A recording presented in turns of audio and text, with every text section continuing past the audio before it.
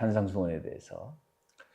산상수훈을 이렇게 보면은 이 커뮤니케이션에 있어서 주님은 진정한 마스터가 되신다라는 것을 인정하지 않을 수가 없어요. 그분의 가르침을 이해하는 데 있어서 어린아이나 어른이나 학식이 많은 자나 학식이 적은 자나 누구나 똑같이 이해가 돼요. 깊이는 다를 수밖에 없습니다. 그러나 이해가 돼요. 이게 굉장히 놀라운 일인데, 지금도 놀라운 일인데 당시에는 엄청난 사건입니다. 왜냐하면 종교적인 언행으로 아주 가득 찬 세상이었기 때문에 학자들, 서기관들, 바리새인들이 확고한 위치에 서서 팔레스타인에 존재하는 모든 회당을 주관합니다. 이들은 하나님의 말씀을 사람들한테 쉽게 가르치면요, 자신들의 권위가 떨어진다고 생각을 했어요. 그러니까 어렵게 복잡하게 설명을 합니다. 그래야 자신들이 권위가 쓴다고 생각을 해요. 이렇게 어려운 것을 한다고? 이렇게 복잡한 걸 다 이해한다고? 야, 저 사람들은 대단한 사람들이네 라고 생각하게 만드는 것이 이들이 일반 사람들에게 존경을 받는 방법이에요. 근데 반면에 예수님은 아주 간단하고 직접적인 화법으로 굉장히 신선하게 대중들에게 다가왔던 것입니다. 그래서 그분이 말씀을 하시면요, 사람들이 귀를 열고 들을 수밖에 없는 거예요. 당시에 신령한 전문가들과는 다르게 예수님의 말씀은 아주 쉽게 이해가 됩니다. 자, 무엇보다도 이제 언덕에 앉아가지고 이 세상에서 진정 무엇이 문제인지 논하는 자리에선 더욱더 그랬습니다. 자, 언덕에 앉아서 얘기를 했기 때문에 이것을 우리가 산상수훈이다 이렇게 이제 명명을 한 거죠. 이것이 설교라기보다는 통찰력이 있는 가르침이었고, 공식적인 어떤 것보다는 하나님께서 당신의 뜻을 일반인에게 가르쳐 주신, 그러나 권위가 있는 말씀이었습니다. 비공식적이고 그러나 이성적이고 그러나 사리가 깊은 가르침이었지만은 본질을 꿰뚫는 것입니다. 그러니까 전례가 없는 가르침이죠. 많은 진리가 극히 제한된 시간에 여과 없이 드러나는데 듣는 사람이 입이 딱 벌어지는 거예요. 지루함도 없고 듣는 사람이 넋을 잃고 경처방할 수밖에 없는 것은 오늘날에도 똑같은 것이 현실입니다. 자, 마태복음 7장 28절과 29절에 예수께서 그 말씀을 마치심에 무리들이 그의 가르치심에 놀라니 이는 그 가르치시는 것이 권위 있는 자와 같고 그들의 서기관들과 같지 아니함일러라. 자, 이 가르침의 배경을 모른다면 당시에 그 설교를 듣는 사람들이 얼마나 충격적이었고 감사했는지 여러분이 이해를 못할 거예요. 자, 간단하게 설명을 하면 당시의 종교인들이 사람들의 자신의 입맛에 따라 진리를 조작을 했는데 거기에다가 교만하지요. 거기다가 위선이 있죠. 거기다 특권이 있죠. 그러니까 사람들이 이걸 보고요, 바보가 아니잖아요. 완전히 질린 상태였었어요. 율법주의가 바리새파의 권력의 도구가 되어가지고 사람들을 컨트롤하려고 했고 일반 대중들을 구속하고 속박하는 도구로 이 율법이 사용되었던 것입니다. 사람들이 만들어낸 요구로 인해 가지고 이 종교인들이 만들어낸 요구로 일반 사람들이 죄의식에 묶여 있고 보이지 않는 감옥에 갇혀진 상태예요.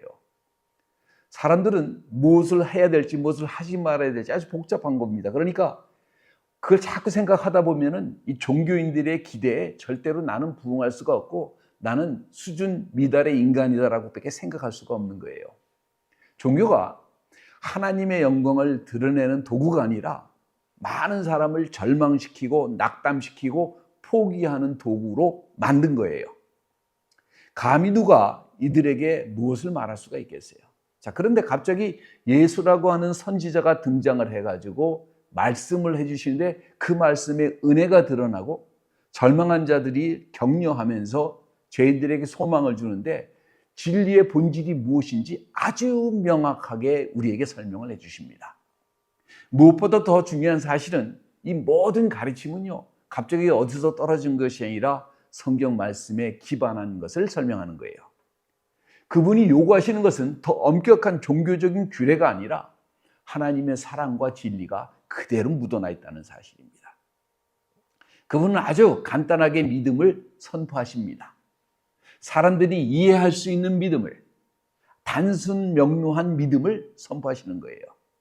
죄와 두려움과 부끄러움과 그리고 혼동 속에 갇혀있던 사람들에게 모든 사람이 받아들일 수 있는 그런 아주 따뜻한 얼굴로 이들에게 다가가신 것입니다.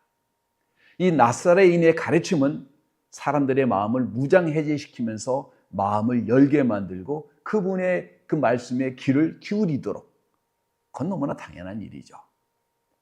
마치 들으면 들을수록 안개와 같고 복잡하고 어렵고 나는 도무지 할 수 없구나라고 하는 가르침이 아니라 분명하고 단순하고 그리고 깊이 있는 그 가르침은 사람들의 심령을 열기에 부족한 것이 하나도 없었습니다. 은혜를 죽이는 바리새인들과 서기관들은 이런 분을 전혀 감당할 수가 없는 것이죠. 거짓이 진실을 감추려고 하는 것은 당연한 것입니다. 진리가 드러나면 자신들의 거짓된 것이 드러나기 때문에 그래요. 거짓에 일반화된 사람들은 진리를 좋아하지만 진리를 감추려고 합니다. 본인들은 진리를 좋아해요. 그러나 그 진리가 드러난 그 순간에 자신들의 거짓이 드러나기 때문에 감추려고 할 수밖에 없는 거예요. 어떤 이들은 힘이 있고 이런 사람 중에 어떤 이는 부유했고 어떤 사람들은 아주 사악하기까지 했습니다. 이들은 자신이 가진 힘으로 자신의 어두운 면을 감추고자 했습니다. 근데 이렇게 표면적으로 이런 것들은 소수는 깨달아 볼 수 있는 눈이 열려 있지만 많은 사람들은 이것을 알지 못해요. 왜냐하면 이 사람들은 자신의 부끄러운 것을 감추는데 아주 뛰어난 사람들이기 때문에 그렇습니다. 현대교회는 다를까요? 그렇지 않을 거요. 어느 도시에서 아주 악명을 떨치던 두 형제가 하나가 사고로 죽고 말았습니다. 살아남은 형제가 목사님을 찾아와서 자기 형제를 성인으로 만들려고 이렇게 요청을 합니다. 장례식에서 내 형제가, 내 죽은 내 동생이 성자였다고 말씀해 주세요. 그러면서 교회가 필요한 거액의 헌금을 했습니다. 다음날 그 책을 목사님이 은행에 예금하고 그 다음날 장례식에서 이렇게 증언을 합니다. 이 죽은 이 사람은 아주 악한 존재였죠. 사악하게 그지없습니다. 부인에게 충실하지 못하고 자녀들에게 폭력적이었고 이웃에게 무정했으며 사업할 때는 그 펜이 가지고 피도 눈물도 없이 돈만 생각했던 아주 악인입니다. 근데 이 사람은 저 살아있는 저 형제에 비하면 성자입니다. 진실은 아주 아름답고 고귀하고 아름다운 것입니다. 만약에 여러분이 위선적이지 않았다면 왜 주님의 말씀이 당시의 바리새인들을 분노케 했는지 아시겠죠? 그분을 따르던 수많은 사람들에게는 위로가 됐지만은 누구도 말할 수 없었던 율법주의자들의 횡포를 적나라하게 드러내시고 참다운 진리를 선포하실 때마다 거짓으로 감싸고 있던 이들은 이를 두려워했고 분노했고 어떻게 하면 저 사람을 감출 수 있을까 생각했던 것입니다. 주님의 이 산상수훈은 마태복음 5장, 6장, 7장에 걸쳐서 기록되어 있는데 사실 여러분들이 20분만 투자를 하면 다 쉽게 읽을 수 있는 거예요. 그리고 이것은 위선에 대한 그야말로 대담한 폭로라고 할 수 있는 것입니다. 모세가 시내산에서 내려왔을 때 10가지 제안을 갖고 내려온 것이 아니잖아요. 명령입니다. 자, 예수님이 산상수훈을 주실 때에도 이 뻔한 훈계가 아닙니다. 율법주의자들에게는 현대에 이르러서는 거의 외치는 소리이고 주님의 가르침은 단순하지만 결코 싱거운 것이 아니잖아요. 자, 이게 뭐냐? 첫 번째, 진정한 믿음이 무엇인지 우리에게 가르쳐주는 것입니다. 산상수훈에서 주님께서 진정한 믿음이라고 하는 것은 아주 단순 명료한 것인데 이거를 사람들이 이거 갖다 붙이고 저거 갖다 붙이고 아주 복잡하게 만들어가지고 사람들로 하여금 굉장히 좌절하게 만든다는 사실이에요. 오늘날 다르지 않습니다. 똑같아요. 율법주의자들의 그늘에서 벗어나서 진정한 믿음이 무엇인지 우리에게 설명해 주시는 것입니다. 아주 이것을 설명하면 아주 간단해요. 마태복음 6장 8절에 그러므로 그들을 본받지 말라. 구하기 전에 너에게 있어야 할 것을 하나님 너희 아버지께서 아시느니라. 뭐라 그럽니까? 그들을 본받지 말라. 이게 신앙의 본질이에요. 진정한 신앙인이라면 이들을 본받으면 안 됩니다. 이들이 갔던 길을 따라 걸으면 절대로 안 되는 것입니다. 이들이 무엇을 했든지 상관없이 이들이 향하는 것을 따라가서는 안 되는 거예요. 그분이 주장하시는 것은 뭐냐면, 이분이 싫어하시는 것은 뭐냐면 그만큼 위선적인 것을 싫어하시는 것입니다. 주님은 진실을 사랑하십니다. 위선이 아닙니다. 그럼 위선이라는 건 뭐예요? 두 가지 길을 걷는 거예요. 하나는 거룩하고 의롭게 외적으로 보이지만 안은 욕심도 많고 세속적이고 신앙심도 없어요. 위선이라는 길을 걷는 사람들은 분명하게 아주 그럴듯한 가면을 쓰고 자신이 아닌 모습으로 남에게 좋은 인상을 주려고 연극을 하면서 살아갑니다. 가장 쉬운 길을 걸을 때에도 급하게 절대 걸으면 안 되고 타인의 긴장을 유발시키고 더 많은 내가 활동을 하고 있는 것처럼, 더 많은 희생을 하고 있는 것처럼, 더 많은 노력을 하고 있는 것처럼 해결해야 될 과제나 계획이 점점 더 많아지는 상황을 만들어내는 것을 굉장히 좋아합니다. 이들의 특징 중에 하나, 회의를 너무나 좋아합니다. 교회에서 왜 회의가 필요합니까? 예? 회의를 너무나 좋아해요. 회의 딱 10분만 하면 되는 걸 가지고 1시간, 2시간, 3시간. 바리새인들이 이런 거에 대갑니다. 모세가 준 게요, 십계명이에요. 근데 이들은 365개나 하면 안 되는 일을 첨가시킵니다. 여기다 250개의 명령을 더해가지고 꼭 해야 되는 일을 또 첨가시킵니다. 그렇다면 이런 것들이 이들을 거룩하게 만들었습니까? 전혀 아닙니다. 이들을 위선자로 만들었죠. 마태복음 5장 20절에 내가 너희에게 이르노니 너희의 의가 서기관들과 바리새인보다 더 낫지 못하면 결단코 천국에 들어가지 못하리라. 결단코 이들의 행위가 아니라는 거예요. 이들은 하나님의 의도를 오해했습니다. 잘못 파악했습니다. 그분은 증거하셨습니다. 이들보다 나아져라. 바쁜 스케줄에 해야 되는 수많은 리스트들로 가득한데 오히려 아무것도 하지 않는 것이 더 거룩할 수 있다는 그런 역설에 대해서 여러분 어떻게 생각하십니까? 아무것도 차라리 하지 마세요. 아무것도 하지 마세요. 그 종교 행위가 여러분을 파멸시키고 여러분의 가정에 문제를 일으킵니다. 많은 일을 행함으로 내가 거룩해지려고 생각하는 사람들은요, 아무것도 하지 마세요. 집에 가서 설거지 잘 하시고 청소하시고 남편에서 밥 차려놓고 애들 사랑해 주시고 이게 하나님의 일입니다. 가만히 계세요. 바쁜 일이라고는 기독교의 삶을 더 복잡하고 더 어렵게 만드는 거예요.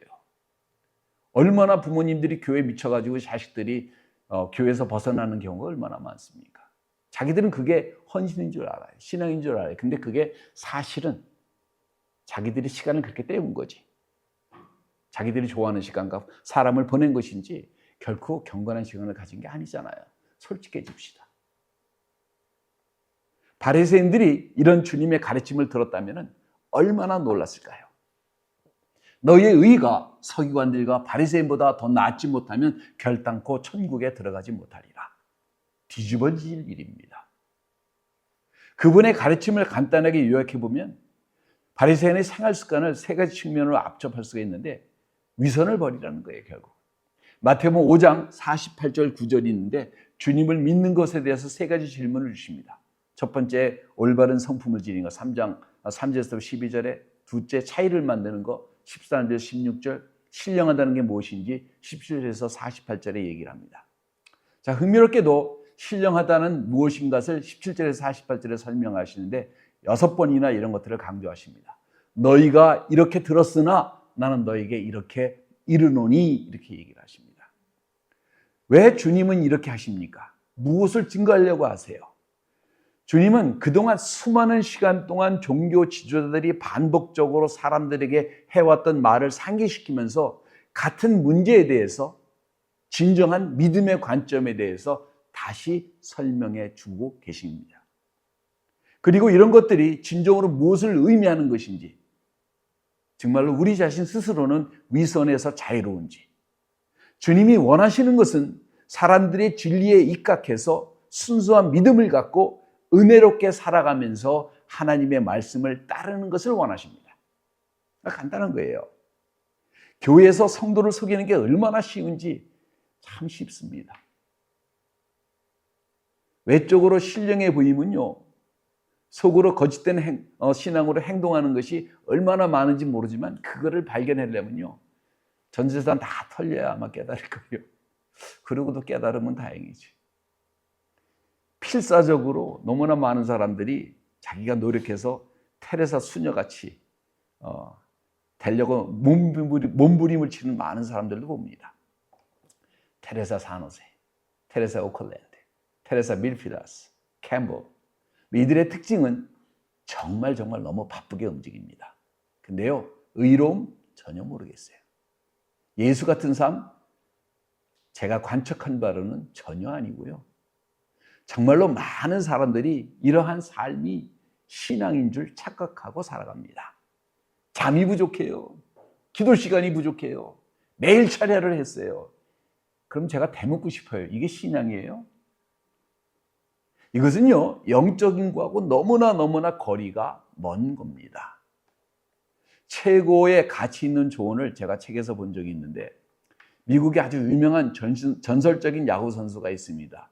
체설 페이치가 남긴 유명한 명언입니다. Be who you is. 이게 문법이 틀려가지고 제가 읽는데도 힘드네. Because if you is who you ain't who you is. 힘들어.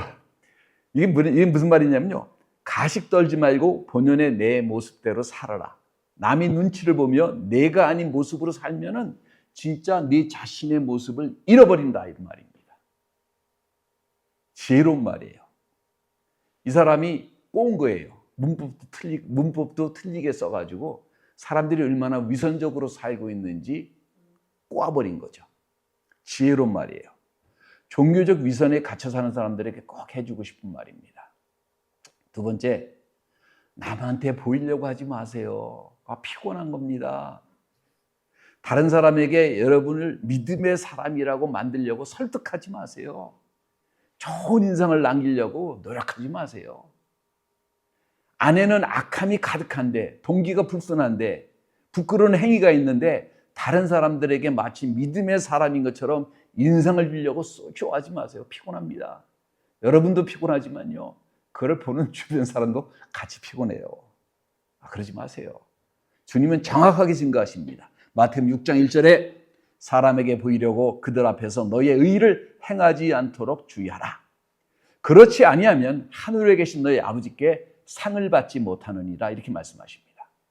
다른 말로 하면은 다른 사람들 앞에서 나는 전혀 그런 유의 사람이 아닌데 그런 사람으로 보이려고 애쓰지 말라는 겁니다. 그리고 주님은 당시의 영적 기준으로 내가 이렇게 세 가지를 행하면 영적인 사람입니다 하는 것에 대해 행위를 다시 재조명해 주십니다. 첫 번째는 구제나 헌금에 대한 문제예요. 옛날에는 구제나 헌금을 하면 신앙심이 많은 줄 알았습니다. 오늘날에도 똑같은 쇼가 있죠. 마태복음 6장 2절에 그러므로 구제할 때에 외식하는 자가 사람들 앞에서 영광을 받으려고 회당과 거리에서 하는 것 같이 너희 앞에 나팔을 불지 말라. 진실로 너에게 이르노니 그들은 자기 상을 이미 받았느니라.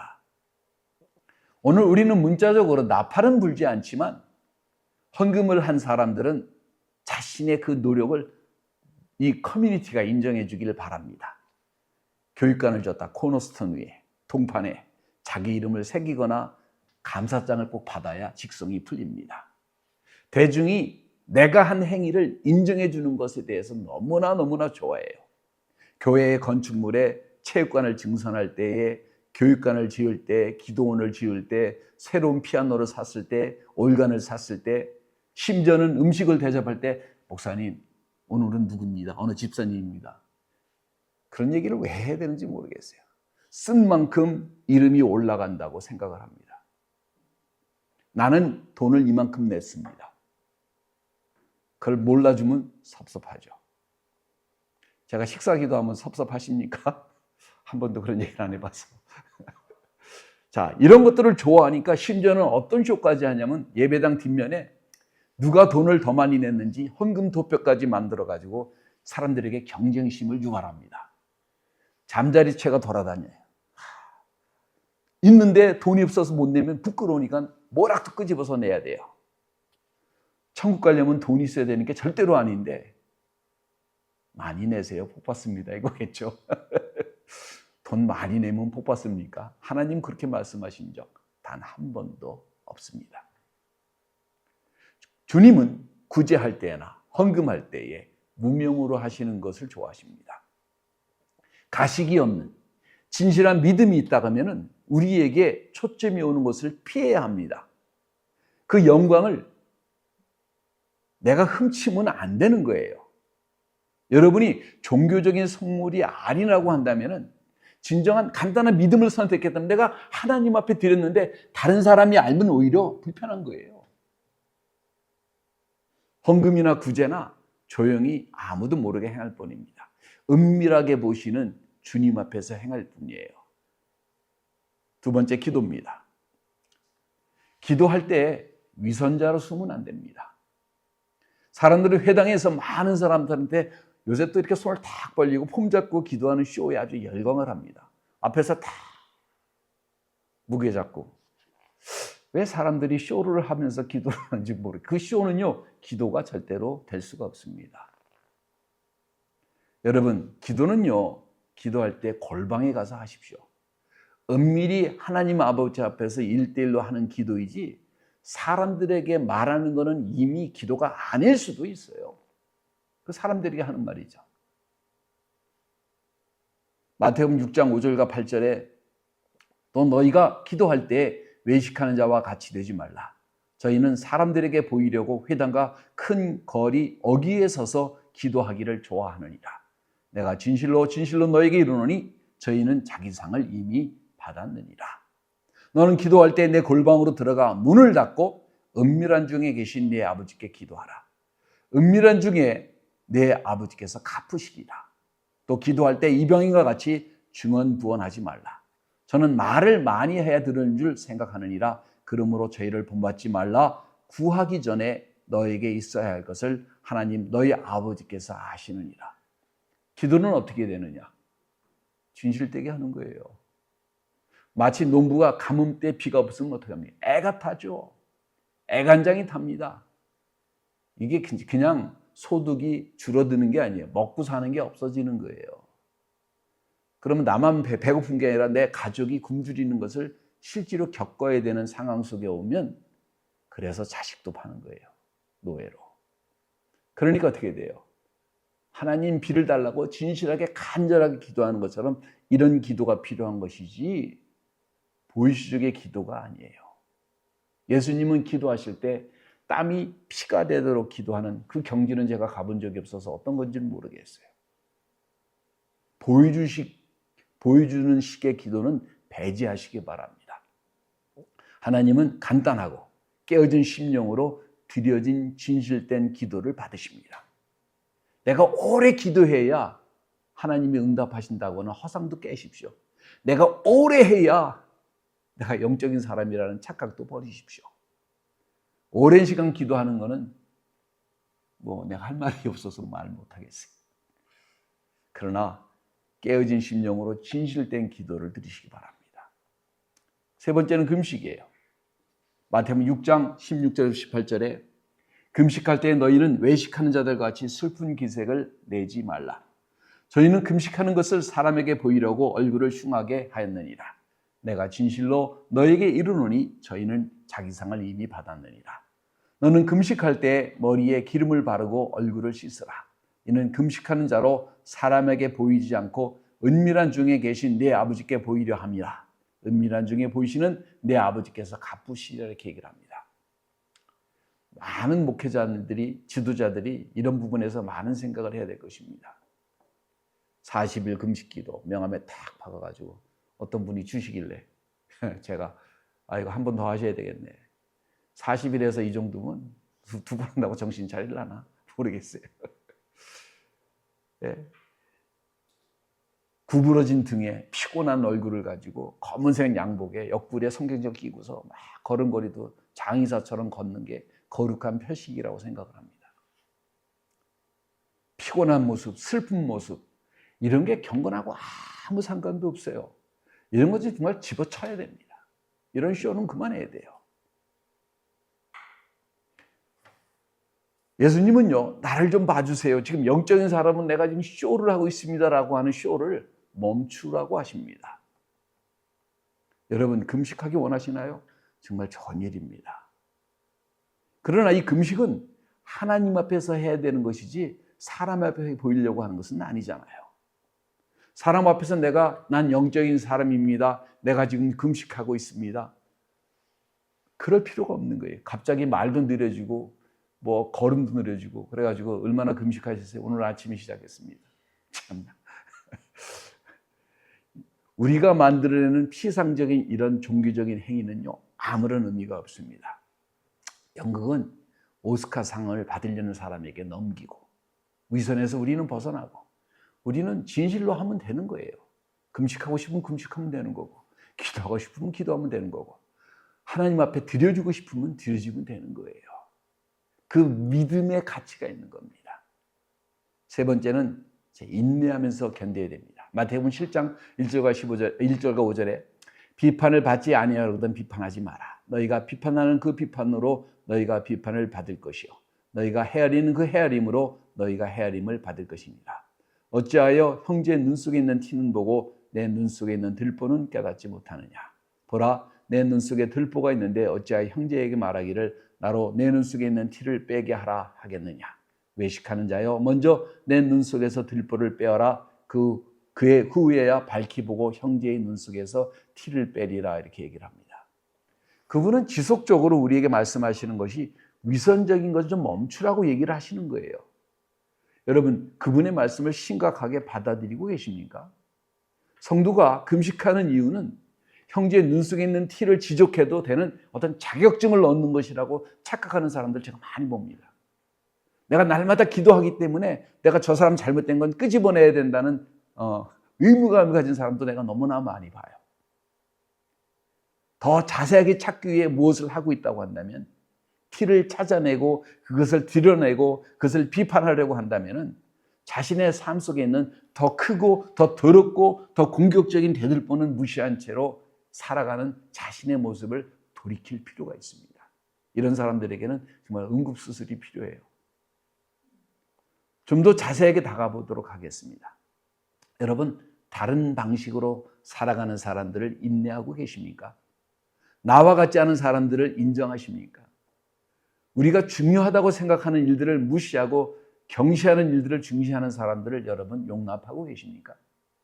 여러분과 다른 정치 성향을 가진 사람들, 다른 문제의 해결 방식을 선호하는 사람들, 아이의 말투를 빌리자면요, 네가 뭔데 참가냐, 그만해 라고 하고 싶을 때가 얼마나 많아요. 여러분은 다른 사람을 심판하는 심판관이 아닙니다. 감사하게도 오직 하나님만이 심판관 자리에 계십니다. 좀 더 나가면은 다른 신학을 믿는 사람들은, 다른 예배 방식을 선호하는 사람들은, 만약에 나이가 드셨다면 젊은 사람들은, 맨날 저희가 어렸을 때 어른들이 저희들 보고 그러셨어요. 아유, 저 새끼들 말세다 말세다. 근데 제가 나이가 보니까 젊은 애들 보면 아이고 말세다 똑같은 것 같아요. 나이가 드신 분들은 젊은 친구들을 어떻게 판단하고 계십니까? 자, 마지막으로 책임감을 갖고 계속해야 합니다. 주님의 가르침은 우리의 양심을 관통합니다. 우리의 믿음이 아주 단순한 정말 믿음이라고 한다면 그 과정 속에서는 반드시 뭐가 따르냐면 인내가 따라요. 인내가 따라요. 자, 헌신이 있어야 됩니다. 자, 믿음이라고 하는 것은 사람들이 생각하고 굉장히 수동적이고 어느 정도 무관심하게 여기지고도 합니다. 전혀 아닙니다. 마태복음 7장 6절에서 7절에 보니까 거룩한 것을 개에게 주지 말고 너희의 진주를 돼지 앞에 던지지 말라.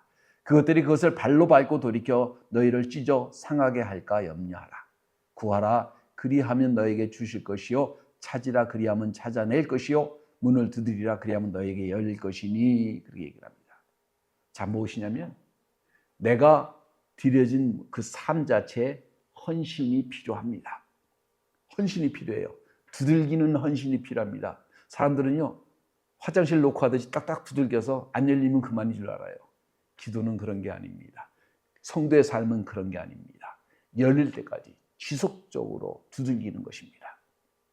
내 손에 피가 묻어나는 있더라도 내가 급하면 안 두들기겠어요. 그렇게 두들기는 것입니다. 나중에 좀 더 자세하게 살펴보겠지만 믿음이라는 것이 단순히 편한 데 앉아서 하품을 하는 그런 가벼운 헌신을 하는 것이 전혀 아닌 것입니다. 그분이 이 가르침을 마칠 때쯤에서 우리의 선택 문제를 하십니다. 반석 위에 집을 지을 것인지 모래 위에 집을 지을 것인지.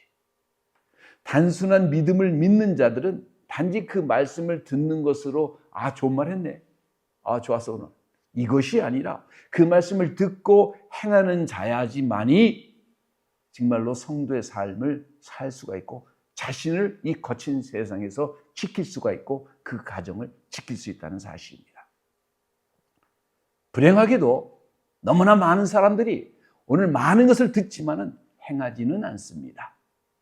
말씀을 듣고 행하는 것을 오늘 우리는 교회 교실 안에서 말씀을 공부하고 토론하는 것으로 변질시켰습니다. 우리가 심지어 말하는 것조차도 듣는 것을 따르지 않고 있습니다. 주님께서 산상수훈에서 가르치신 말씀은 강력한 힘이 있습니다. 그 가르침이 끝났을 때에 누구도 움직이지 못했습니다. 왜냐하면 그 말씀이 양날에서 어떤 칼날보다 더 날카로운 칼날같이 그들의 심령을 꿰뚫었기 때문에 그래요. 이런 주님의 가르침에 대한 저의 응답은 이렇습니다. 누구도 위선에서 100% 자유롭지 못합니다. 숨겨진 내 동기를 100% 추적할 수도 없습니다. 때때로 의도치 않게 남을 판단합니다. 그러므로 마지막으로 이대로 계속 살아갈 엄두가 나지 않습니다. 내 자신 스스로를 생각해 보면 절망스럽고 그리고 주님의 도우심과 인도하심이 절대적으로 필요합니다. 날마다 무릎을 꿇고 십자가 앞으로 달려가서 주님의 피로 내 영혼을 씻어달라고 부르짖을 수밖에 없는 이유가 여기에 있는 것입니다. 주님은 여러분은 어떠십니까? 여러분 산상수훈을 보시고 무엇을 느끼십니까? 여러분도 조용히 중심에서의 변화가 필요하다고 느끼십니까? 누군가 여러분을 도와주셔서 여러분에게 변화를 줘야 된다고 생각을 하십니까? 오늘 청교도의 시 한 편을 나누면서 오늘 설교를 끝낼 것입니다. Man on Nothing이라고 하는 아무것도 아닌 인간이라고 하는 청교도가 쓴 글입니다. 오 주여, 저는 티끌로 가득 찬 껍데기에 불과하나 보이지 않는 이성적인 영혼으로 살아 움직입니다. 저는 당신의 권능으로 창조되었고 당신의 섭리로 보존되며 당신의 은혜로 인도받고 당신의 사랑으로 구원받았습니다. 그러나 저는 제 뜻대로만 살아가려 합니다. 스스로의 지혜를 의지하고 스스로의 유익을 구하며 당신의 법보다 저의 정욕을 더 소중히 여겼습니다. 저는 당신의 영광을 훔쳐 내 영광으로 삼으려고 했고 당신의 선물을 내 뜻대로 오용했습니다. 오 주여, 저의 교만과 고집을 꺾어 주소서. 내가 아무것도 아님을 철저히 깨닫게 하시고 내 안에 오직 당신만이 전부가 되게 하소서. 나의 자아를 죽이고 나의 완악한 마음을 깨트려 주시며 오직 주님의 뜻만이 내 삶에 온전히 이루어지게 하소서. 제가 가진 모든 힘은 당신에게서 옵니다. 저를 주님의 도구로 삼아 주시고 저의 약함을 통해 당신의 강함을 드러내소서. 제 평생에 오직 주님만 찬양하기를 원합니다. 아멘. 기도하겠습니다. 주님, 감사와 찬송과 영광을 아버지 앞에 드립니다.